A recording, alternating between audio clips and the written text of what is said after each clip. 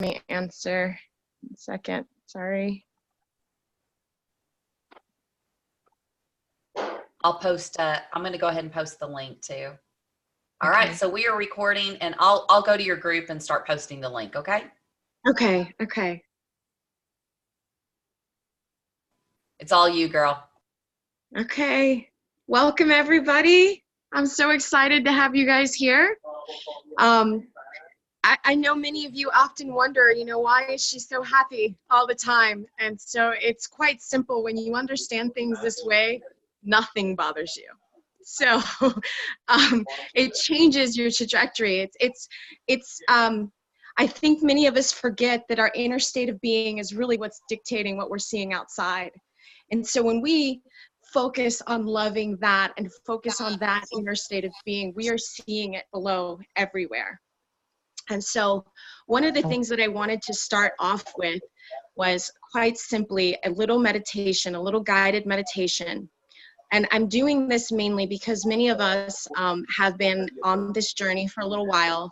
We have certain schools of thought in which we are told to, I don't know if I can maybe mute everybody. Is that me? Yeah, everybody needs to be muted. I'm looking through right now to see if I can mute people. I'll try to do that for you, okay? Okay. I apologize. So what I was going with right there is that we've gone through many schools of thoughts, and a lot of the times what we've been told is your ego is your enemy. Kill your ego. Do that. And unfortunately, that's not what we're supposed to do. Because if we treat our ego like our enemy, have you not noticed that we have an inner narrator that sort of plays the role that we've asked it to play? And so it's almost as if we have a bad roommate instead of a good roommate. And I say good and bad only as in meaning that either your inner narrator is telling you what you want to hear or what you don't want to hear. There's no in between there. It's one or the other. And so the purpose of this slight meditation is quite simply to befriend this being, because this is the identity in which you interact with in the world. And if we're beating up this identity, it is not doing us any favors. We must be at peace at all times. So I'm just simply going to guide everyone. If you can close your eyes for a little while and follow along, or just listen to what I have to say. And maybe later on in this recording, you can follow and do the same. But for right now, I'd like for everyone simply to close their eyes and go in through their mind's eye into the closet, the room, your place of solitude that is peaceful. It is dark in here at first. There's nothing, formless void. And we're going on a slight journey. We're going on a journey that is very important. We're going to go find our identity. And so we're going to quite simply open the back door of our mind, and we're going to go for a walk in our neighborhood. But this neighborhood that we're in is an exact replica of where we live, except it's a little different because it is made of light. It is the template from which we see below. So here, everything as it is perfect. The buildings are perfect. Nothing is worn down. The grass is pristine. The flowers are wonderful. So it looks exactly like it, except nothing has ever worn down or nothing has broken down in any way. Everyone is smiling. Your neighbors know you. As you walk through the neighborhood, you'll see people walking their dogs. You'll see cats on the porches. It's such a happy place. Everyone is just simply smiling. They all know you, but you have a destination in mind. You're headed to the house on the corner at the end of the block. And you're so excited about going to this house because you have to meet up with yourself. And you're really excited about this moment because you haven't been able to connect. Sometimes you feel disconnected from yourself. So this is a very important meeting. And you knock on the door of this house. And the being that opens looks identical to you. The only difference is it's your shadow. If you're the light, this is your exact shadow. And this is such a happy reunion that you're going to hug this shadow. It's so happy and joyous. And you want to thank this being for providing you all of the contrasts so that you can determine what your desires are, for guiding you, for always leading you, for reminding you when your thoughts go astray that you will feel pain. Because this person, this identity, this higher self here, this being knows everything that is going on because it is inside the control panel. So you're so happy. It's a joyous reunion, and you're thanking it, and you're so grateful because without it, you realize that you wouldn't exist on Earth. And it is the happiest reunion. You almost forget to walk inside the house because you've been sitting at the door just hugging and talking it out. And the being invites you in. And as the being invites you in, I want you to envision this computer panel room. It's the control panel. It's the control panel to the world you see below. And there are 2 seats there. And there's a screen from which you get to see what is going on below. So literally everything that you see below is going to be a series of images that this being has been in control of. You've been on autopilot. You're no longer on autopilot because now you're telling this being that you are back in control, and you're asking it to be your assistant, your best friend, and to always lead you in a harmonious manner. And this being is so ecstatic. And it even asks you, you mean I don't have to pretend to be your enemy anymore? And you say, no, all that is over and unnecessary. I'm so happy because now all I need you to be is my best friend as you guide me through the things that I want. Remember that I'm always in control, but any point in time that I must leave you, you must remember to be my friend. To which the shadow being is so excited about this possibility because it has always known all the potentials, all the beautiful possibilities that could occur when you guys are friends. And it says, just remember that as long as we're friends all the time, then you can trust me when I leave you in control. And the shadow being agrees to this. And you guys happily part ways as you walk back through the neighborhood, back through the closet in your mind, and back to this present moment right now. Feeling really good because you're no longer going to beat yourself up unconsciously, and you're going to be in a happy place. And as you open your eyes, I want you guys to remember this visualization, because the most important thing to remember is when you're at peace, the world that you see below is at peace. And so that's the end of the visualization. It's a very quick one, but it's something that I have done so that my inner narrator, my roommate, is my best friend. And it catches me whenever I feel that I've fallen asleep at the wheel. It does me a favor, and it causes me pain to let me know I'm straying from my desire. Because it's got the control panel up there. It knows which way it's going. And therefore that in itself brings me peace. I no longer consider pain to be something bad, but rather a nudge to say you're falling asleep at the wheel, going in the wrong direction, and you need to readjust your thoughts. And many of us, what we really need to do is to remember that our heart and our heart's guidance isn't rational mind. And our heart's guidance is more like a seeing eye dog. If our mind travels through the dark at all times, we need this seeing eye dog to keep us on track. It always knows what we want. It always knows the direction in which we're going. It's very important to attune to this seeing eye dog. And remember that when your thoughts go in that direction, I mean both inner and outer thoughts, if you speak it out loud or if you're thinking it within, it will cause you pain because you're straying from the direction of your desire. And if you can perceive pain that way, you'll let it go and you'll snap out of your thoughts and you'll keep control and you'll still be in that control panel. And that's very important.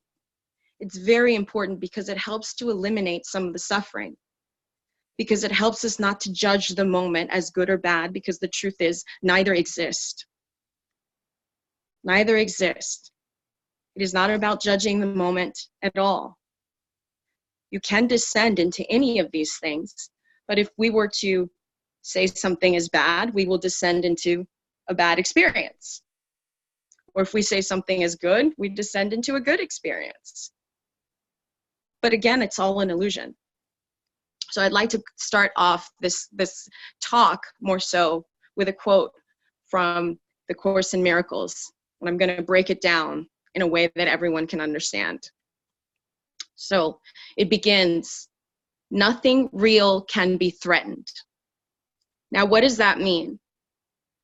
Nothing real can be threatened. Well, what is reality? What is real? Real is the only constant. It is not temporary.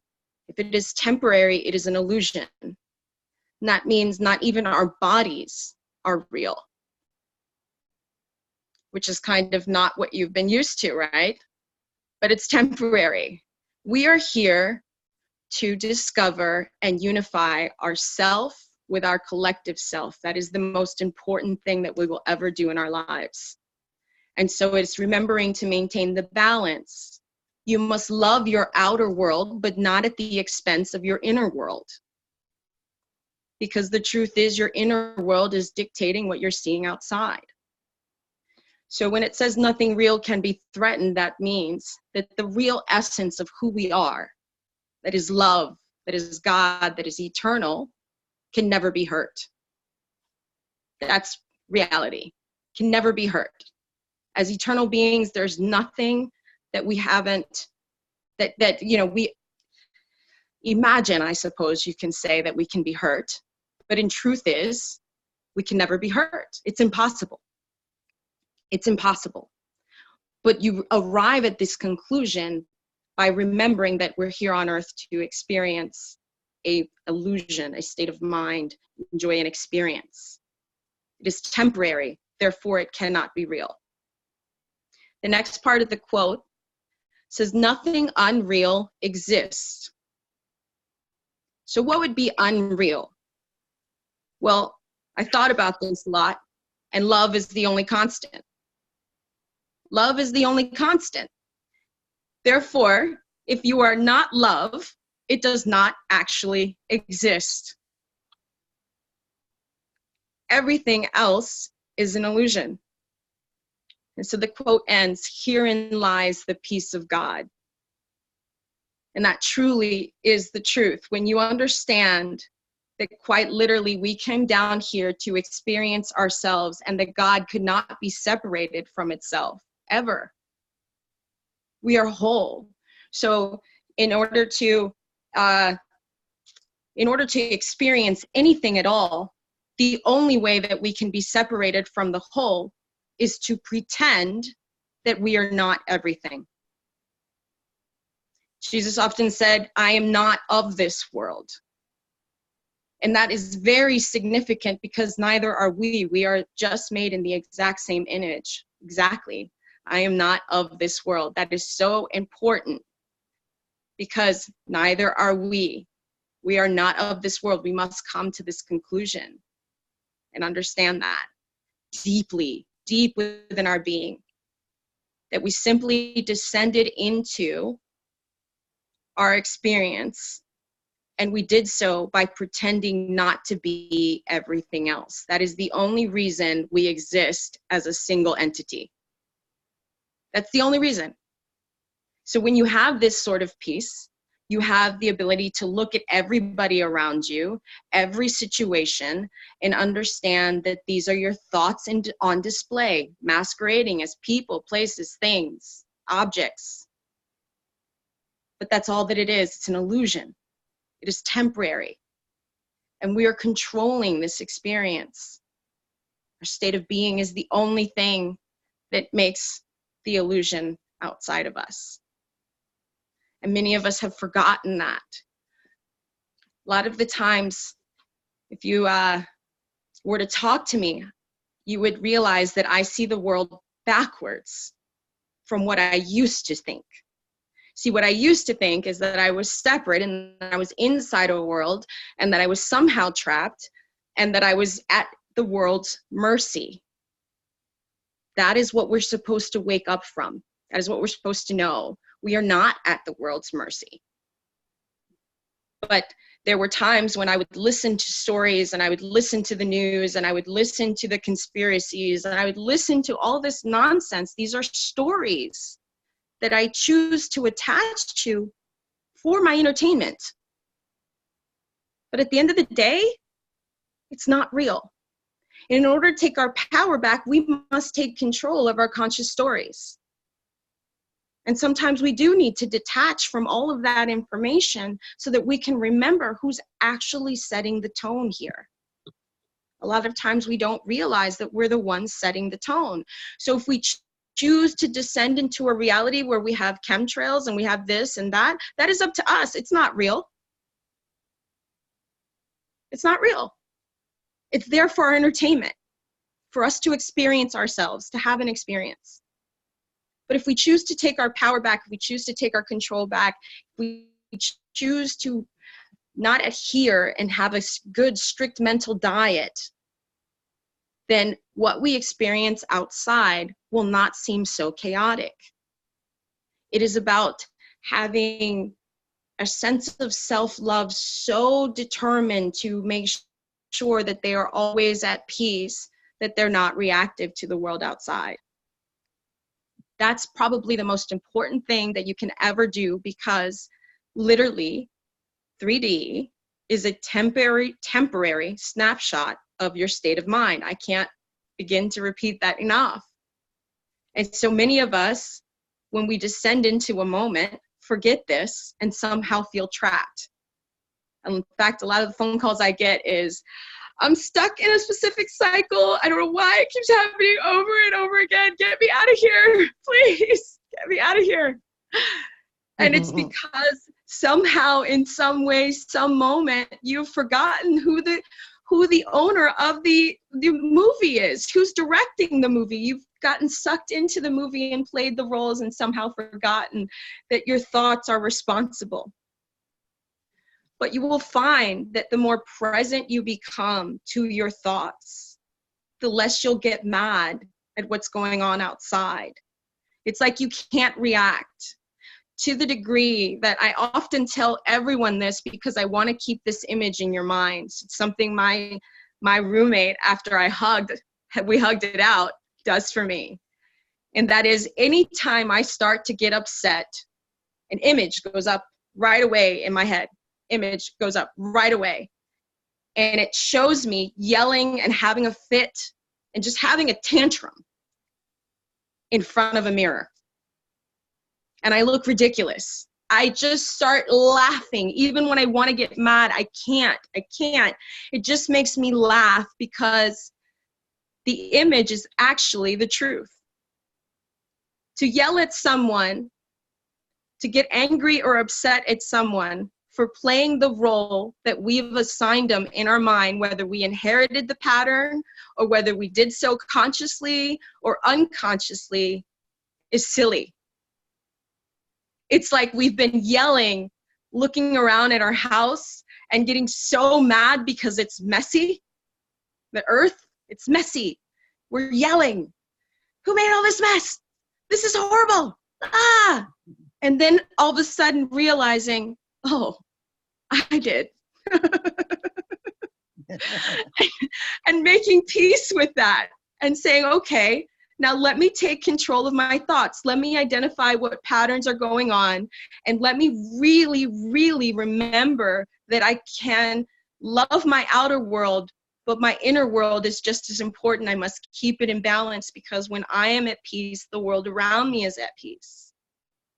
And I can give you guys a perfect example. Let's say that you were we are filtering things.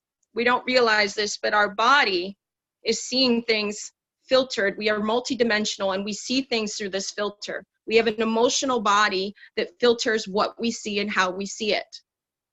So if you've noticed, when you're sad or depressed or angry or anything, the world outside looks angry or looks sad or looks depressing. It just, you know, and this is so important because we must not look at 3D and let it determine our mood.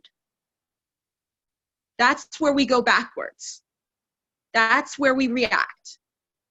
But that's not how it works. Your mood determines what you see. Therefore, you must take ownership of your mood so that what you see outside is peaceful. And you can have this experience where you'll have, say, for example, everyone's in great spirits and somebody comes and it's not in great spirits, and you have a retreat, for example. Everyone on the retreat has a great experience. It's wonderful. They're flying high. It's amazing. But the few people that aren't in the right frame of mind, that are on this lower frequency because maybe they have some things going on, will have a horrible experience. Because that's what's going on in their internal emotional body. Therefore, they're not seeing things as they are. They're seeing things as, you know, you're not seeing the reality as it is, but rather as they are. And that is the truth. We are always seeing things as we are, and we must take that ownership back. It's the most important thing we will ever do. And I think my point here, or what I really want to try and convey to people, is to remember that backwards view, that ownership view. And so, quite honestly, many of you come to me and you want to fix a problem, but you're the one dictating what that problem is. And so it's more of a matter of realizing, oh, I'm creating this? Oh, and let me create the solution instead. And sometimes that's all I have to do, is be the reminder, is that you are the owner, the pen, the movie director, everything at all times. So how big your problem is or how little your problem is really depends on how you're defining it, because that's why the word comes before us. It's our word. It's never not been our word, whether it's an inner conversation or an outer conversation. It's the power to define the moment that really determines your joy. If you are in alignment and high spirits and choosing to see love in everything, even when it doesn't feel like it, you'll be in a good place. The other half of that is you're going to encounter sometimes things where you feel pain. And your first inclination is to run, walk away, get angry, hate on any of these examples, right? Like, that's your first inclination. It's like, oh, I don't like pain. I don't want to look at it. And I understand that. But see, here's the thing. That pain serves a purpose, because it is the moment where you're going to integrate, because this is the exact moment in which you've encountered a being that doesn't sound, feel, hear, or remind you of anything that is you other than your painful memories. So this is an opportunity to remove these painful memories. This is an opportunity to appreciate that messenger and clean it up. Because what we need to remember is what we're doing for ourselves on an individual level is affecting the collective within us. So as individuals, we owe it to ourselves to know this and to be hyper aware and to love ourselves to that degree where we're making sure that we're doing these things. Because if we don't, I promise you, you won't like what you see outside. You won't like what you see outside, but what you see outside is temporary. It's only a temporary snapshot. And so sometimes many of you feel stuck when you're reacting to 3D, when what we should be doing is using it like a mirror, like the mirror it's always been. And that way we can gauge where our thoughts are. And sometimes they're very helpful because we may have inherited patterns as children that we don't recognize. They've been playing for so long in the background, we don't recognize them. And what's happening now is, as conscious beings, we're opening up our heart, and it's like a flashlight. And that flashlight is getting bigger and bigger and bigger.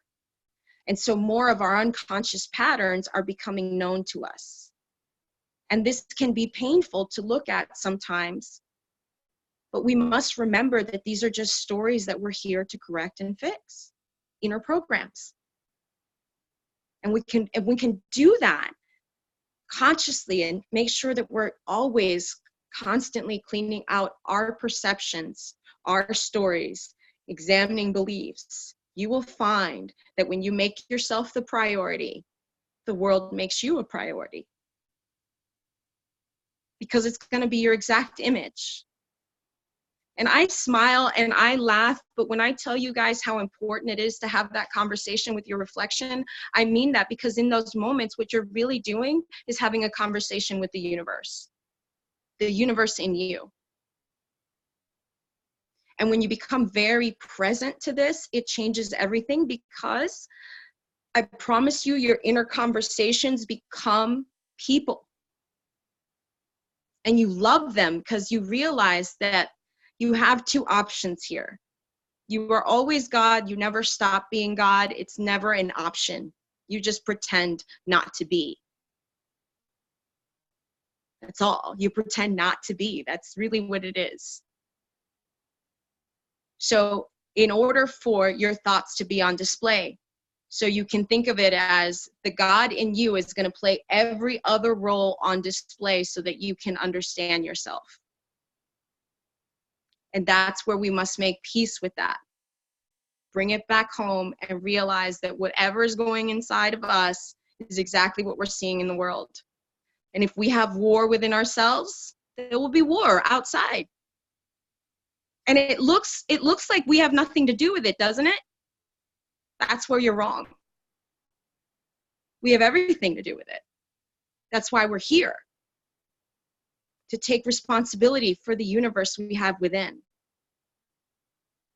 And when all of us have done that consciously, 3D is something that we laugh at all the time.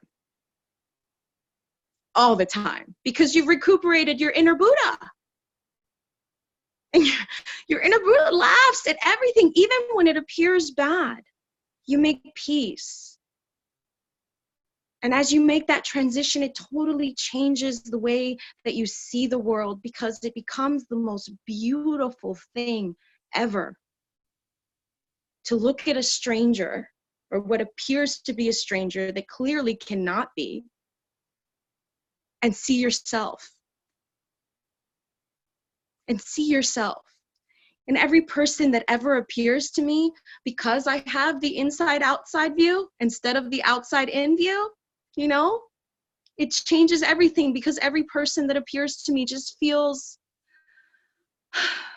like me. But I'm in love with me. I'm in love with me. I'm so in love with me. I'm so madly in love with that. And so what happens is, every person that I meet, I fall in love with. You cannot help it. Because we've become the love that we've always been. And that's when you make the transition. That's when you make the transition, and the collective self, all the people that appear outside, stop being strangers. And they become your family. And they do you the favor. Now I know, you guys, some of you come to me for advice, but I know that you're only pretending for my sake, right? I know that. You're pretending for my sake. You're pretending to need help, when the truth is you've had the answers all along. And the only thing I do is play along with you and remind you who you are. That is the constant that has always been love. It's like, what else can I do except thank you all for pretending to need help? Many of you don't, Many of you don't. But it's only because we've forgotten that we're the control panel, that we're the ones dictating, that our state of mind, it's like we cannot fall asleep at the wheel. And once seen, it cannot be unseen. It cannot. To the degree that I can go look in a mirror and I can go smile and say, hey, beautiful, you know I love you, right? Mwah! I could do that. And then I'll walk downstairs and my John will repeat what I said word for word instantly. And then I just laugh. I just laugh because it's made clear as day. Where I'm at mentally is what I'm seeing below. You can't unsee it. So it causes peace. The other part of this formula is forgiveness. If we have unresolved patterns, they will appear as people that have unresolved patterns. And guess what? They'll be identical to yours. They'll be identical to yours. That's your clue. You are the projection of the wound. And it's not a bad thing. That's why the person's pretending to need help, so that you can see yourself. And when you resolve it within yourself, you automatically resolve it in them. But you do get the joy of watching them get unstuck as you have these conversations with each other. But it's like, it's almost as if you just know that everything is pretend below. So why tell yourself stories that suck? Why? When the whole time you have the control, your word cannot return to you void. It must result in what you say. It meets you. In this present moment, what you say right now will meet you in the near future. It never fails. So shouldn't we become hyper aware of our conscious story? Because if it's going to meet us here, we might as well enjoy the moment. The other thing is, we can remain formless because the truth is, we have never left Eden. Now, what does that mean? We've never left Eden. Well, when Adam and Eve were considered to be naked, they were formless. Formless and naked means they were without living experiences. They didn't have anything from which to judge the moment because they had no living experiences, no living memories from which to judge where they'd go from one point to the next. So what does that mean? Your rational mind can only contain your living experiences that have been passed. So the ancients were really smart, and they stuck this word called devil in front of you. Devil. The who, what, when, why, where. That rational mind. And that's so interesting because if you were to look at it through a mirror, it's actually lived spelled backwards. And that is because we live in limitation when we stick to our rational mind, because our rational mind can only show you what has been. And so if you're basing your current situation and where you're going on what has been, on what you've known, then you are limiting yourself and what you think is possible because you're being rational. Right? So that is why we call it the devil. And many times we're afraid to take a leap of faith. Why? Because we're being rational. We're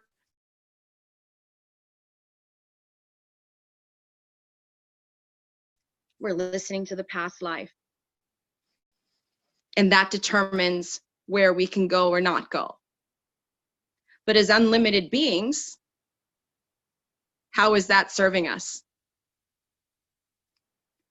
How is that serving us? And so it's the more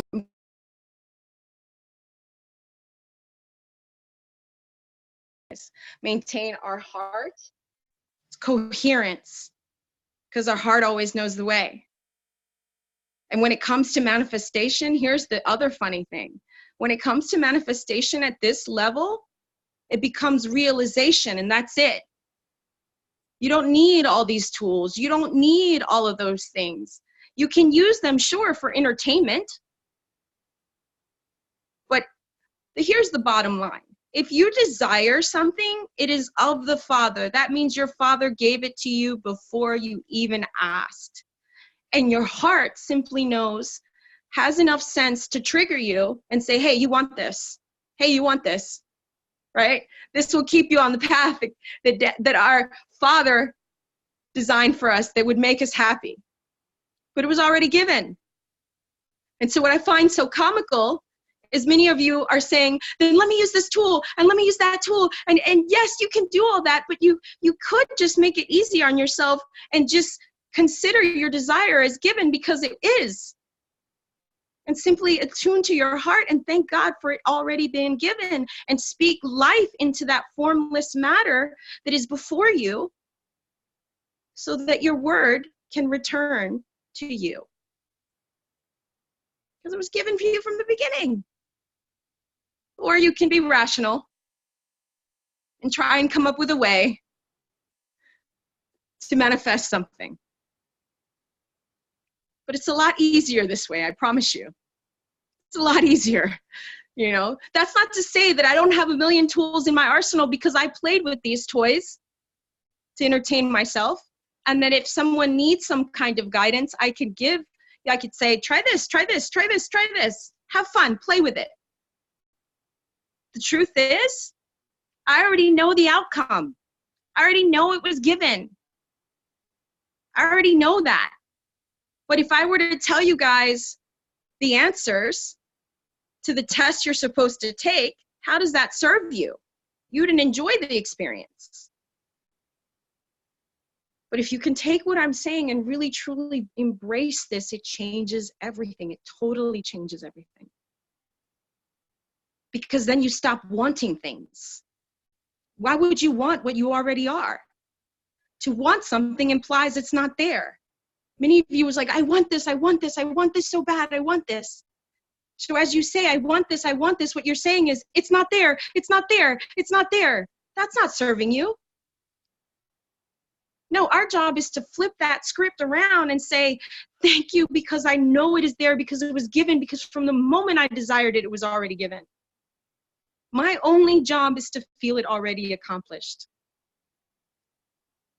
And many don't have that ability to do that, because you start looking around you and saying, but it's not here. But the truth is, you don't know how it's coming. You don't know where. You don't have to do this rational thinking. The only thing we got to do is follow that inspired action.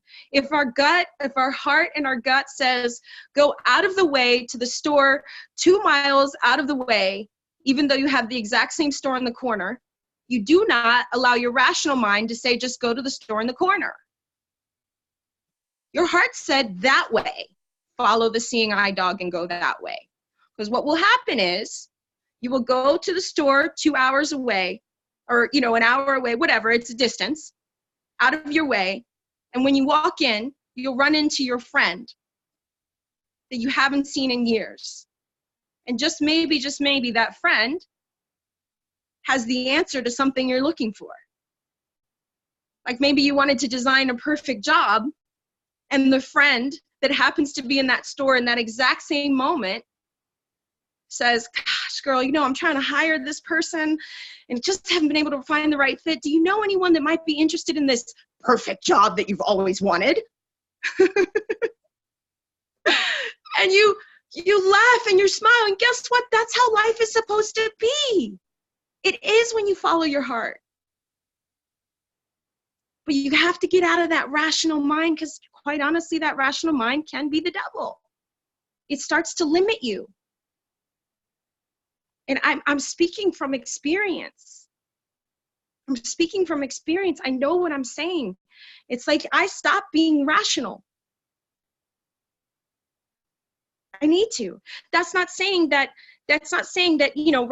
rationality doesn't serve you in everything. It does, but it has its place. And it's my servant. Because at the end of the day, if my heart said something is true, then what my heart says is true. And I don't have to be rational about it at all. And so that changes everything. Now, I don't know if this is kind of helping us sort of shape, and I'm trying to give this visualization. I'm trying to switch our view, because the most important thing to not reacting to 3D is to flip it back. Flip it back on its axis and turn it back to you. It's the most important thing we can ever do. Because that way we're non-reactive. We can't get mad. In this view, everyone is innocent. And as mad as we want to get at that person, everyone is innocent, because they're playing the role that you assigned them, consciously or unconsciously. And if it's unconscious and you needed to see it, that shouldn't you be happy to see the messenger even when it's painful? Is this way you're uncovering something that you need to know? And it really changes our trajectory, because we go from reacting to responding. And that makes a hell of a difference to keeping our power. You know, often when I say things that are so opposite the reality of what people know, many that aren't ready for my message, they want to attack. And instead of reacting and mimicking them, I stay in my peace. I don't have to put up with it. I have boundaries. I have boundaries. My boundaries are simple. If you're not love, you can't exist in my world. Join me when you're ready. And that changes the trajectory of every person you will know, because they come to you as love. It really does change. And it helps take our power back. You know? So I didn't want to spend too much time talking, because I know many of you may have questions or anything. Is there anything that in particular? I know situations and everything, I'll be honest with you, if it's about specific situations, you could probably write me, but at the end of the day, I'll tell you the answer, the blanket answer for all of that. Specific situations are still made by you. Your job is to solve the puzzle of yourself. Why did you define it like this? What past patterns created these things? Did you grow up in a family that certain things were this way, and so that's why you view the world this way? High time you change it. It's ownership. You know? So every specific circumstance, everything, even a specific person, at the end of the day, if there's a specific person, really what you've done is you've assigned a body from which you wish to experience your love.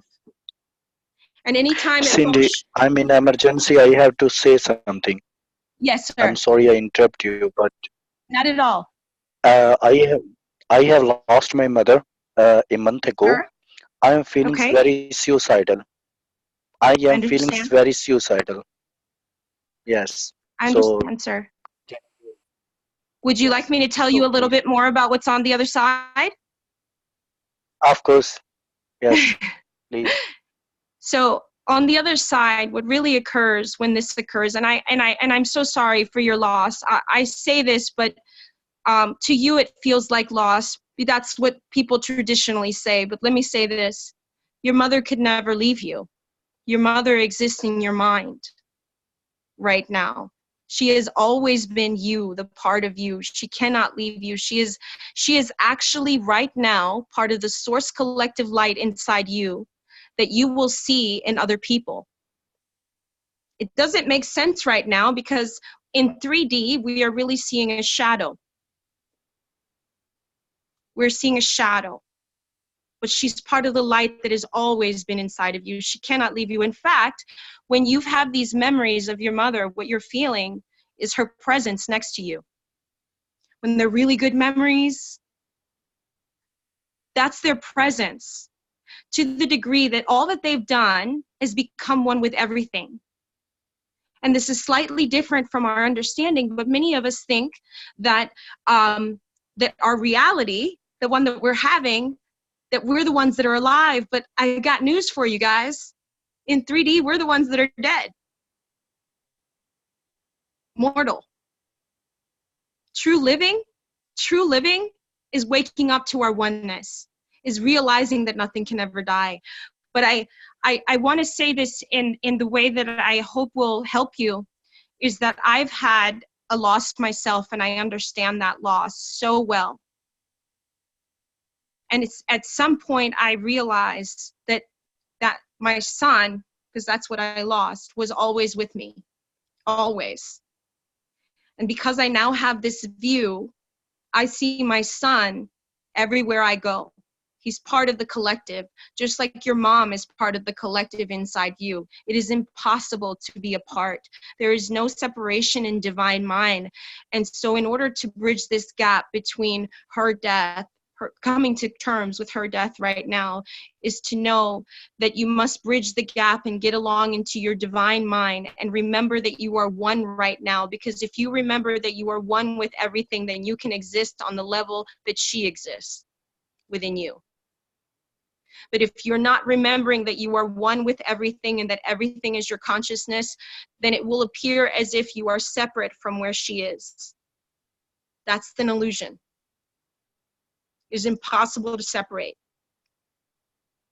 It's impossible. Spirits, in fact, talk to me all the time because they're part of the collective within me. They can never leave you. And so what our job is not to grieve the lost, because as we grieve the lost, we are grieving an illusion. Hey, Cindy, can I interject something for Muhammad? Yes, absolutely. First of all, Muhammad, I just want to thank you for having the courage to share. That's such a big deal, because what happens is there's these urges inside of us sometimes which try to subordinate that, and this is something that will really help you and set you free. But I lost my mom in 1998. We were very close. And what's fascinating is, as I have been on this journey and these learnings and these teachings, I've actually understood, I actually wondered, how come I never grieved my mom's loss? Because we were really, really close. Never once a sad moment. And as Cindy's speaking, it's just, I'm getting these fireworks that are going over and over. And the reason I've never grieved is because she's never left me. And that is so incredibly powerful. So, we pray for you, Father, that Muhammad will be able to advance to this realm. This is an opportunity, for you to raise that bar just a little bit and begin to walk at a higher level of consciousness as it relates to this. Thank you. Thank you. Thank you, guys. Hey, I Cindy. appreciate. Sorry. Sure thing. Yeah, Hey, please say, Larry. please. It's a totally different subject matter, but I just was wondering, how do you, when you set intentions and then they don't come out like in 3D, what are you doing wrong, or what should you do, or whatever, when you're setting your intentions? Okay, so with intentions, I think a lot of times people forget how important their heart-brain coherence is. Many of us don't take advantage of that. And so our heart always knows the way, but if we're somehow disconnected from that, we can't listen to its intelligence. But see, when our heart and our mind are connected, they're connected to a 5D realm of possibility. And that 5D realm of possibility is a possibility where everything exists at all times. And so if we're disconnected from that, then we're only considering the possibilities from our 3D perspective. And the reason we can't see the answer is because we're not connecting to our heart. It's like a disconnect. And so a lot of times what I truly recommend is a heart-brain coherence to align with the truth of your intention. And a lot of times that intention is really set because it's a desire, and that desire was given to us by our higher selves anyway, right? It's the end goal. So it's more of gratitude. The only reason that we don't see something is because we've become unconscious of the change. So it's not, that it already exists, okay? And what happens is, as we make choice and choice and choice and choice, we're actually jumping timelines to get to a place, right? We're unconscious of it. So many of the times what I really recommend in situations like this where you feel like it's not going anywhere is keep looking for what's new. Keep using the excitement in your inner child. use that power inside of you, the excitement of your inner child every time it notices something different. Because as you do that, you can consciously change your story. The minute you notice something different, you can say, I'm walking in the direction of my goal. Woo! And get excited like that, because your mind's like, yes, we are, and agrees, and you go in alignment. But when we're not in alignment, what happens is our thoughts say nothing's changed. And so then your heart and your reality has no choice but to show you that nothing has changed. It's almost as like we're going to become hyper aware of our inner thought conversation and our outer thought, and not let those things deviate, because our thought and our heart must be the exact same thing in order to enter a state. And so many times when we're rational about it, we don't see the changes at all. It just looks like everything's the same. And I'll actually explain why it looks like everything's the same. Because our reality is like a set of like a train station. It has all these set train tracks. And when we lay a new track, it's building upon the last one. So a lot of times the realities look identical. And one tiny little thing will be out of place. Run towards that thing with excitement and keep looking for the new one, because the only thing we're doing is moving in mind. If everything's already created, the pressure of trying to create something has been taken off of you. And so it's more of a matter of not allowing yourself to look back and staying on track. You know, even with that little bit.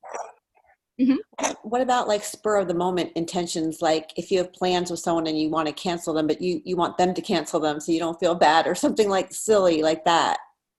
Okay, so that's something I do real easy. I simply, okay, it's a little more complicated. Since I know I'm the source of the reality, I imagine the scene as already being, as something that I'm in. And I used to do this at work sometimes. I don't work there, but when I did, I didn't enjoy my experience when I was there. And so there'd be times where I'm like, I really just need this meeting canceled. Like, I don't want to go to this meeting. And so I would simply go in my mind's eye, and I would hear people telling me the meeting's canceled. And sure enough, because I'm present to that inner intention, I would just laugh, because 15 minutes later, I'd get the notice, the meeting's canceled for today. We'll regroup next week. And I'd be like, yes. So those type of intentions, when you become really present, can occur. But it's like you want to play with your inner world, because your inner world will outpicture itself. Do you know what I mean? Below. Yeah, thank you. Yeah. You're welcome. Yeah, I would like to say something. Hi, Daniela. Hello. I love you. I love you too. It's so good to see you. I would just add to the lady who just was talking about it, and just the same that you said, when you are present. I mean, I often don't think about myself that I'm present. I always working more and more, but the coincidences, the circumstances all the time shows that yes, I'm here all the time. And as she said, the problem, you want to be on the meeting, you don't want to meet that person. When you are present, when you are aware all the time, you just put that in. It's not even intention, it's just a thought. It's just a small little wish. Oh, it would be so nice that we do not meet. And after 5, 10 minutes, 15 minutes, one day, that person just said, oh, you know, I cannot because this or that, or I have other presents. Exactly. So it happens all the time. It happens all the time. When you wish it, of course, always with a, you know, pure heart and love, of course, nothing bad to nobody. But yes, we have to be present. We have to be aware all the time who we are, every person, every moment. That's what I wanted to add to that. The other thing that I wanted to ask, when Mohammed was talking about his mother's death, and that he has suicidal thoughts, I haven't, nobody that's close to me haven't died yet, so I don't have that problem. But in that moment, after 2 seconds, I felt so big pain in my heart, and I started to cry. and I had to cry, and I don't know why, because I don't remember that I lost somebody that made me feel that kind of the pain in my heart, but I felt like it's my own pain. And why is that? And I often me being feeling good mostly all the time, I know who we are. I know that all the wishes are coming true, even if I don't see them. I do have my things also. When are they going to come? But anyway, I know that. But feeling good, and then so often some pain from nowhere comes, and I have to cry, and I have no idea why and what's that. Can you please help me and tell me why? Why is that happening? Daniela, Why am I crying? What's that? Daniela, can I say something, please? Can I Yes, say yes, something yes. before Cindy? You said that you haven't seen a person uh, who was dead, uh, like committing suicide or like that. I have a friend who just died 2 hours ago because he just suicide because her girlfriend left him. His No, I girlfriend left meant, him and I meant, he, he died. I haven't lost somebody that I'm close So why are to. you feeling the pain? Because Yeah, here's the most, this is the most interesting aspect of our oneness. It occurs to people that are aware that they're empaths. We're never allowed to forget that we are one being. We are always each other. People confuse that all the time. I hate's a strong word. I dislike when people say those people are formless, they don't exist without you, and that kind of thing, without really occurring that, that everything is actually interconnected and that we feel each other on all levels at all times. yeah, Many of us think we're the only ones in some sort of pain, and it's not true. It's like, you know exactly what you're saying, Danielle. I too get it, because you could be feeling fine and all of a sudden be hit by some sadness, and you'll yeah, be yeah, wondering why you're sad, and you don't know that all the way across the world on some other part of the land somewhere, there's someone feeling pain that you're feeling. And yeah. that's the beauty of our oneness. And what happens is, in this particular case, that's a call for help. That's why I do Mm. what I do. I descend into these things. You guys ever notice that I happen to appear at the exact moment that you need something? I'm following the signal, my own Yeah, signal. And so it's a matter of recovering our oneness to that degree, really recovering our oneness. And when we feel this pain, what we do is we throw love onto it, because it's what's needed, because that's an yeah, aspect of our being, another body that appears separate, that is actually us misinterpreting a situation called loss when it's yeah, actually not, you know? yeah, yeah. I was But yes, thinking it that's it. does. Yeah. I had a few days ago some idea, maybe this, but it sounds so impossible, almost impossible. But now when this happened, I felt There's no such, denying. yeah. So I know that we are. I mean, we felt that. I know that we are all one. So many times I felt that, and then I wanted to ask, but you already gave me an answer. What to do with that pain? Just Yes. to Yes, so as transform it to the empaths, love. this is such a good question. As empaths, you guys, we are not martyrs. We are Yeah, not martyrs, right? So it is not our job. Our natural inclination is to dive into the hole with someone and stay there with them, right? But that does not help. What we want to do is throw love, as much love as we can, into this being so that they can feel it, because technically we are the source. This it appears to be another body. Muhammad, he appears to be another body. He but yeah, really does appear to be another body, but that's bullshit. Cindy, That's the Cindy, illusion. Yes, sir. before you go, Yes, sir. can you please tell me this? How can I feel better?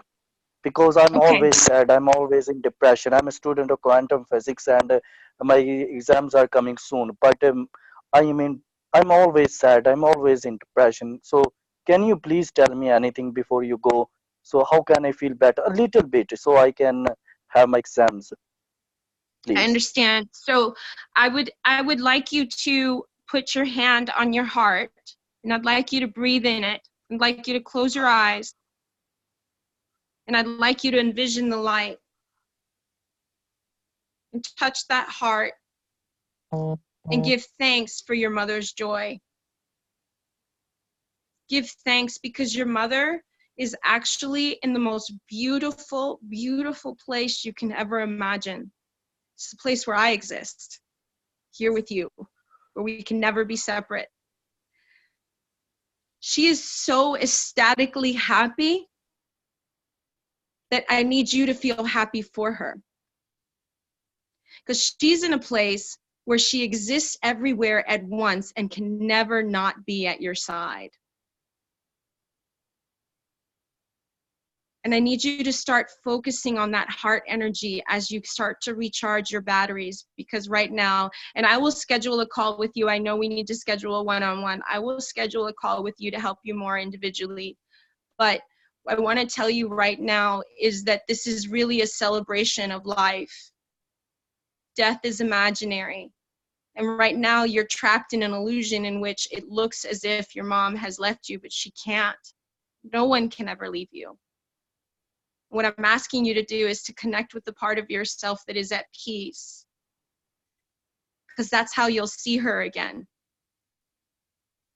You haven't gotten there yet, but there is a moment in time, because I can see in time, in which she's going to appear to you in dreams, and she's going to tell you everything that I just said. How happy she is, how amazing life is, how she can never leave you. And all of us right now, even though you can't see us, we're all sending you love and light because we all understand where you're at right now.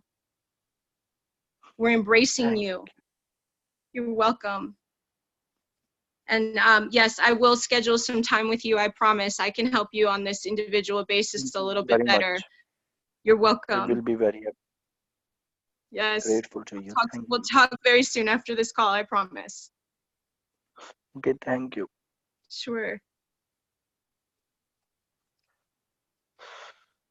Are there any other questions? One of the things, Yes. The truth is, this is real to Muhammad at this moment based on his level of consciousness.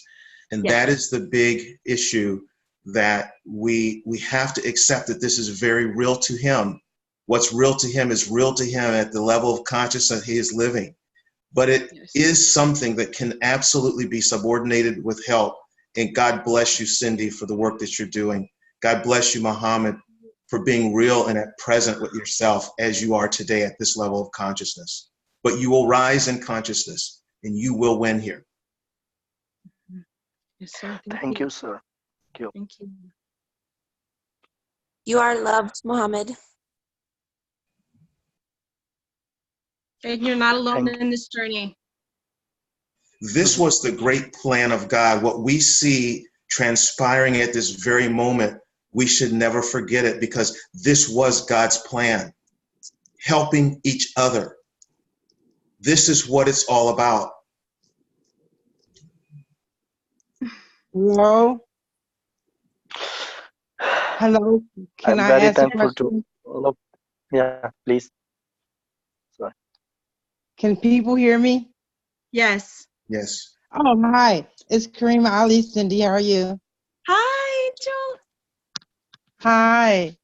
Well, my question is, let me see. Okay, it's a health issue.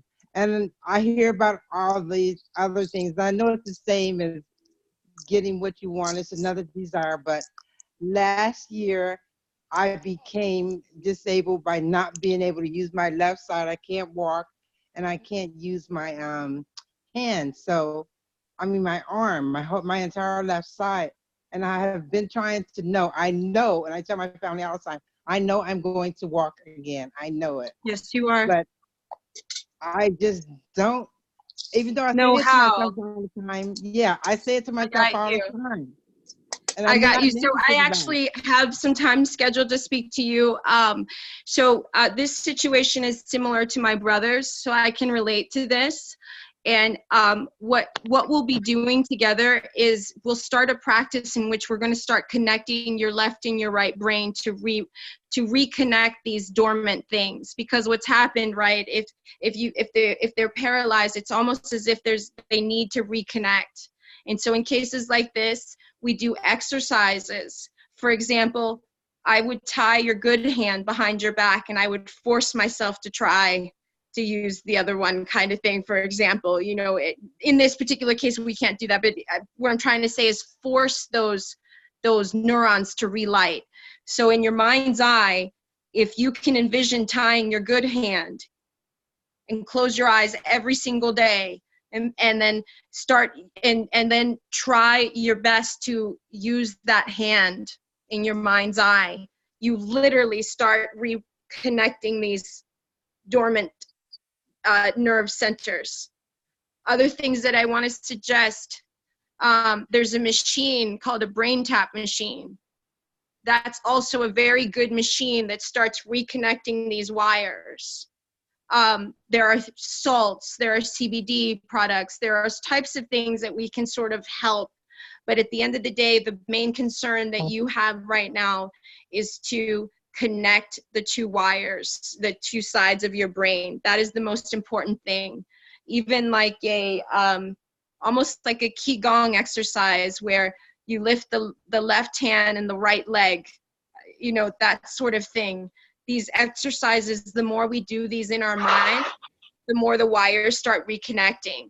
Right now, it feels like an impossibility because it feels as if this is not true right now. But here's the thing. Your body is made out of your imagination alone. Mm-hmm. And so it's like, how are you going to use your imagination to reconnect and let it know that this is what you need it to do instead? And so it's going to be a matter of working one-on-one like this. And it's about reconnecting these neural pathways. Even music, singing along to music actually rewires left and right brain. And that's what we're trying to do. We're trying to connect. Okay. Whatever right now, it's like there feels like there's a disconnect because this is turned off. But the more we connect these things in mind consciously and make a conscious effort to keep doing it, these things light up and they reconnect. And that's all we need to start getting that sensation back in both sides. Okay. And I don't know, was it a stroke or? Yes, it was a stroke. Yeah. March okay. Yeah, then I got 2018. you. I can work with that. Thank you so much. Oh my God. You're welcome. Thank you. Thank Sure you thing. all. Thank you.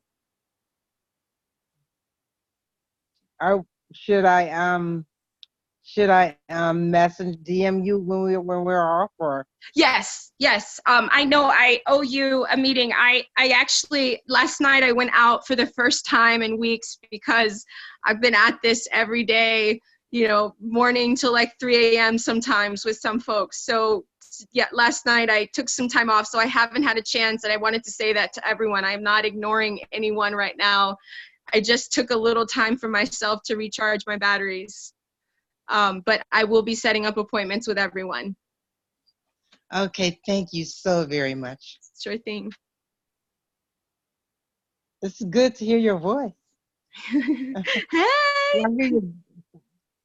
It's like I'm hearing your voice in person now. Yes.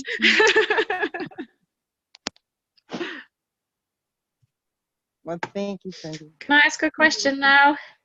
Yes. Congratulations that you went out last night. I'm very glad you went out last night. Bless you. Thank you, Sarah. I posted a question on the group about manifestation. You put something on there and said when it gets close, it kind of feels like it's moved away. All right. Yes. I remember.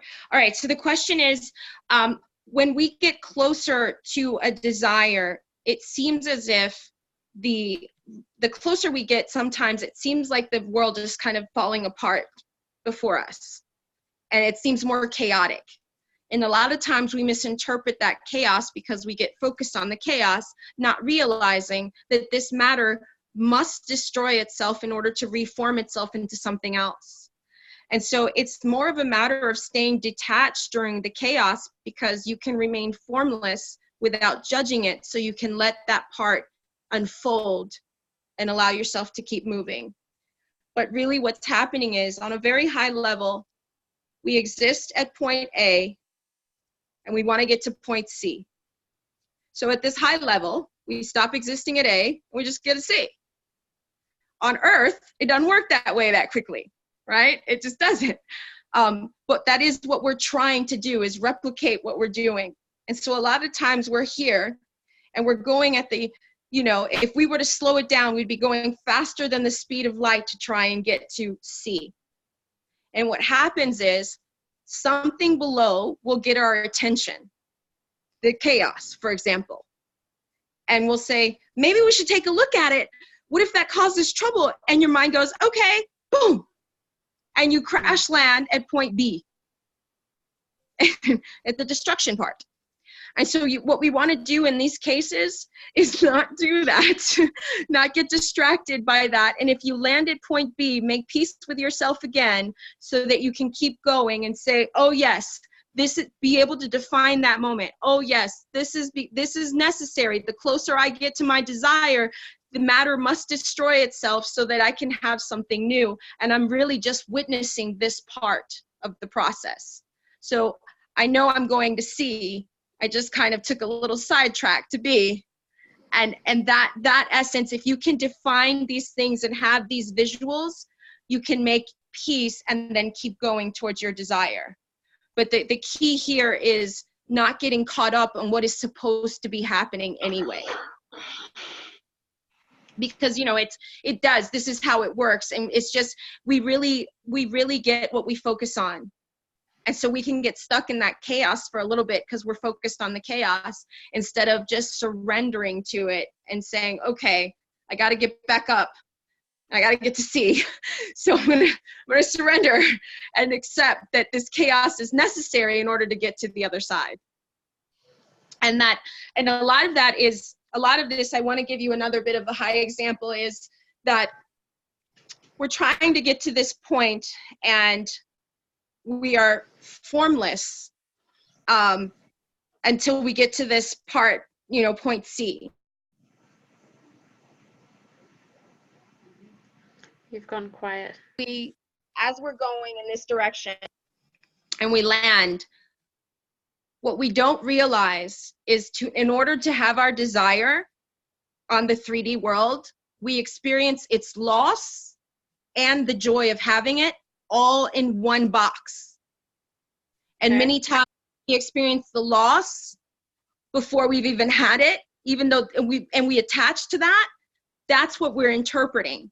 Mm-hmm. And that's the chaos, because the part of you that is conscious doesn't want to experience the loss. So that's the distortion on the 4D field that is causing the chaotic view. And so our job is to remain peaceful and to know that even though we're descending into experience, it is always just temporary, and that the loss and having it is part of the process. You know, and we say the loss because, you know, if we were to stop desiring things and we would go into from point A to point B, eventually when we do the same thing forever, we get what we want. We do the same thing forever. There's a point in time in which we get tired, we outgrow it. There's nothing more we can learn. So the loss is actually necessary so that we can grow and step into a new experience. So it's having peace with that in order to go, in order to get where we're going, without allowing that distortion in our field. Because what happens is it comes down from 6D, trickles down to 4D, and our job is to maintain that peace while we're heading towards there and not worry about the loss. And that won't cause the chaos as much. It's like, it's almost as if you just make peace with it. I'm choosing to define this moment as always working in my favor anyway. Mm-hmm. Does that kind of help? Sure. Yeah, thank you. Sure thing. Are there any other questions, you guys? I think we're looking good. Okay. So if there are any other questions or anything like that, I definitely I don't want to keep everyone. I know you guys have lives. I wanted to thank you guys for participating in this call. It means the world to me. The purpose of this call more so than anything is to show you guys that you're not alone, that many of us are going through things and we're going through it together. And it warms my heart just to think how connected we are and how loved we are, and to just know that these connections that we're making help us see that we're all in this together. And that I really love you guys. Will there be another call at some point? Yes, I'm actually thinking of doing these a little bit more regularly. We just have to come up with topics that everybody wants the answer to. You know, so I think that might be helpful. Oh, I know a good topic. I know the topic when you talked about when you can step into somebody else and speak. Yes, that topic.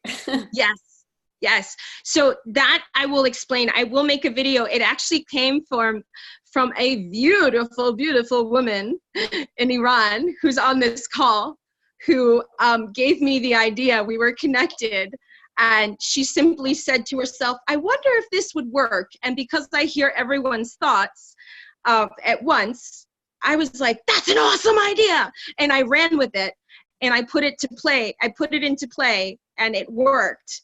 And so I wrote it down, and she reached out to me and she said, I have to reach out to you. That was my idea. That was I thought of it. I just didn't act on it. I was like, I just wondered if it would work. And I smiled because I was like, it does. But I will make that video shortly. I will explain. It's really just combining the Goldbergman technique of quantum jumping with Neville Goddard's concept of everyone being you pushed out. And you basically can embody, since in truth, all the bodies that we see in our reality are our own creation. So we're not doing anything wrong. We're just taking over our control of our story from within. But we use visuals to get that point across to your mind. And then once your mind believes it, it will be out pictured below. Great. Can't wait. Thank you. Thank Sure you for thing. today. Thank you guys. Thank you for participating. I'm so happy you were here. Thank you for all your time.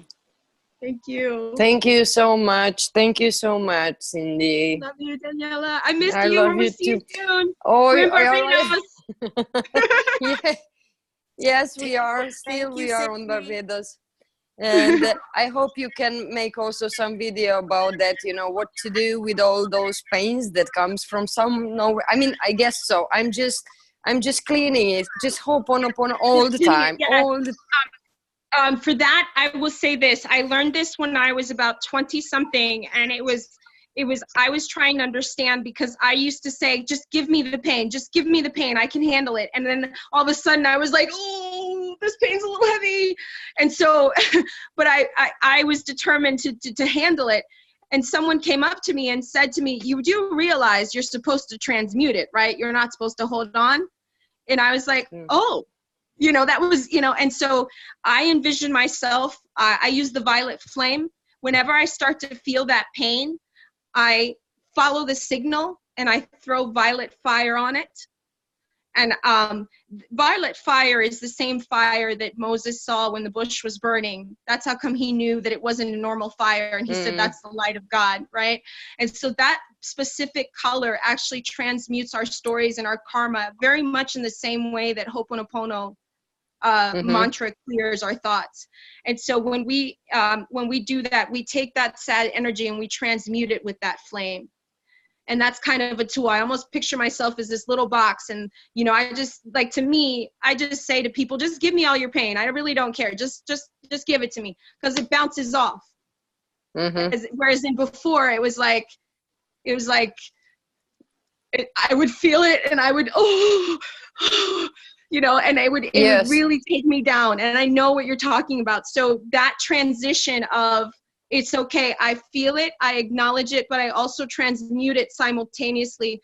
I know that on some level I'm supporting the person feeling the pain because it's actually me, and I'm correcting it so that I don't allow it to be real for either of us. and I absolutely do not need to know who is that, because I have maybe no idea. And I guess is the same with the physical pain wherever in the body, when it just appears from nowhere. Exactly, same concept. Yeah, I remember I remember so well when my ankle hurted and your ankle hurted. So that was something that triggered me. So maybe that's it. Maybe something is there that I should do about it. Yes. Thank you very much. Thank you so much, Cindy. I barely wait to the next one. I will not take your time more. You have to rest too. Okay. I love you so much. Thank you, guys. I love you. Oh, thank you. All right. So we'll conclude these. You guys go have fun. This was awesome. This was awesome. Thank you. Thank you, Cindy. You're welcome. Thank you, guys. Thank you, Cindy. It was beautiful. God bless you. God bless. Thank you. Bye. Love you. Bye. Love you too. Thank you, I'll Cindy. see the recording later this afternoon, Cindy. All right. Thank you. Okay. All right, you guys. See you soon. Thank you, Cindy. Bye-bye, sweetie pie.